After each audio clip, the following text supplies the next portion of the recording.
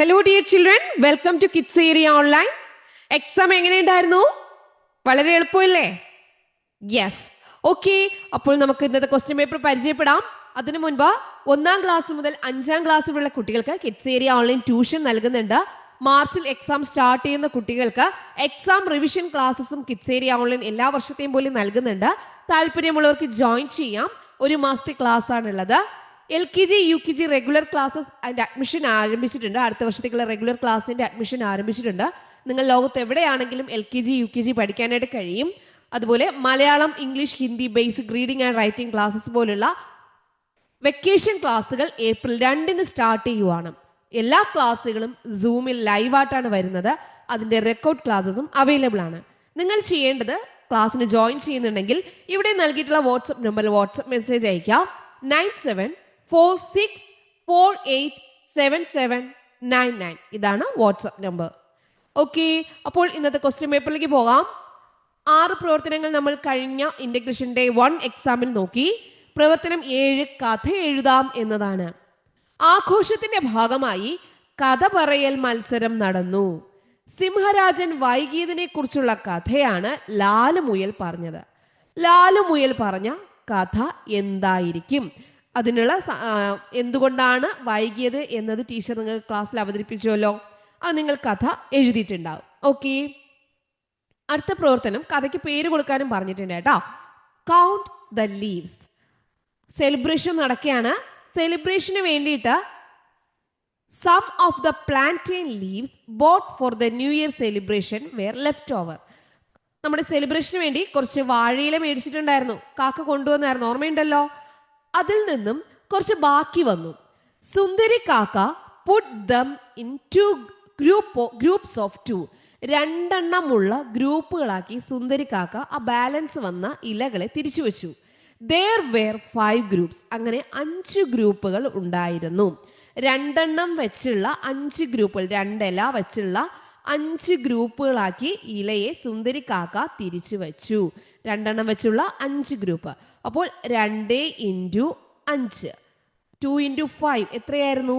10 leaves ആയിരുന്നു ഉത്തരം. എഴുതിയായിരുന്നല്ലോ, 10 ഇലകൾ. ഓക്കെ, അതിലുള്ള ബി ക്വസ്റ്റ്യൻ.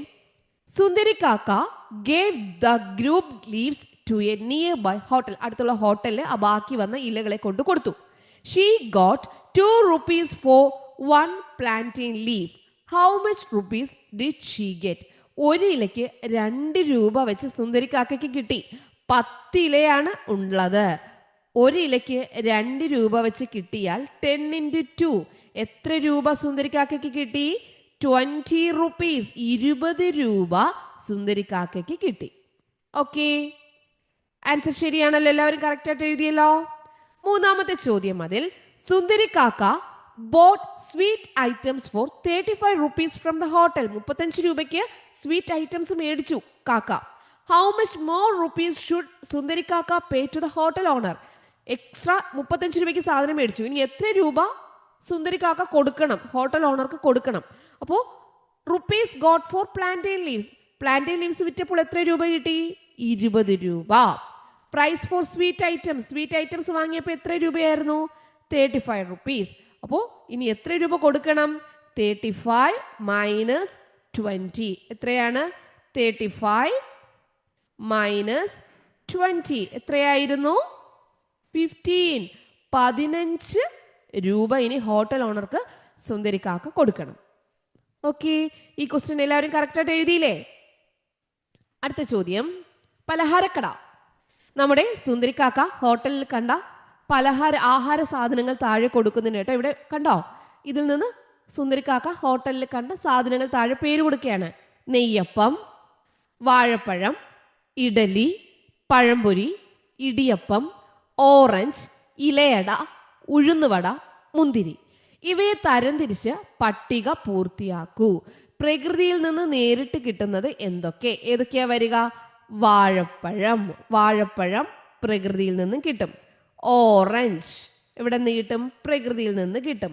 മുന്തിരി പ്രകൃതിയിൽ നിന്ന് കിട്ടും. ഇനി ആവിയിൽ വേവിച്ചത് ഏതൊക്കെയാണ്? ഇഡലി ആവിയിൽ വേവിച്ചതാണ്.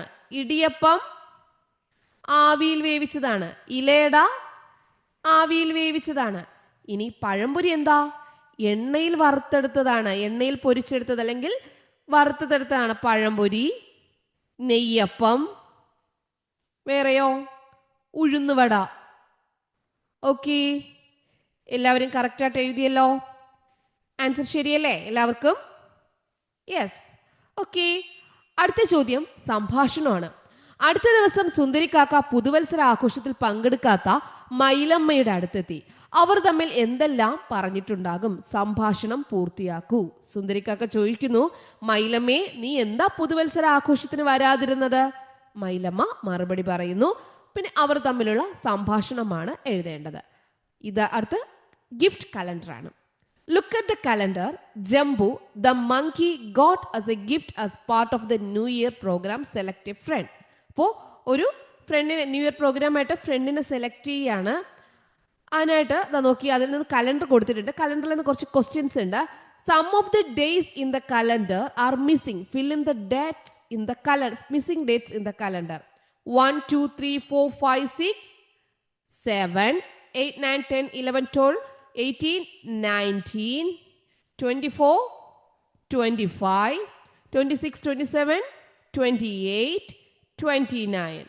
ഓക്കെ, ഇതെല്ലാവരും ഉറപ്പായിട്ടും എഴുതിയിട്ടുണ്ടാവും.